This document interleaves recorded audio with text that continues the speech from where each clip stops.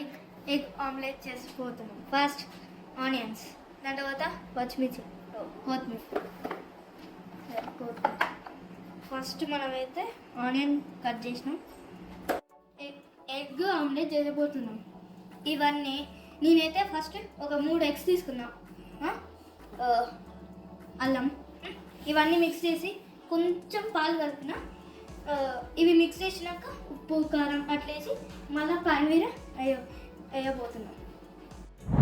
Mix చేసినాక ఇట్లా గిలగొట్టాలి, ఎందుకంటే మిక్స్ కావాలి, లేకపోతే ఇట్లనో అటు ఇటు సైడ్స్ పోతాయి. అందుకే చూడాలి. ఇప్పుడు చిన్న స్టవ్ మీద చిన్న పెట్టుకొని చేయాలి, ఎందుకంటే పెద్ద పెట్టుకుంటే మొత్తం అటు ఇటు పోతుంది.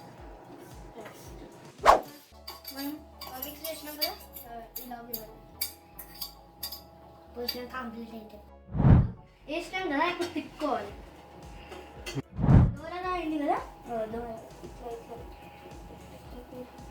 వేసినాం కదా. ఇప్పుడు మసాలా వేసి కొంచెం ఎక్కువ తిప్పండి.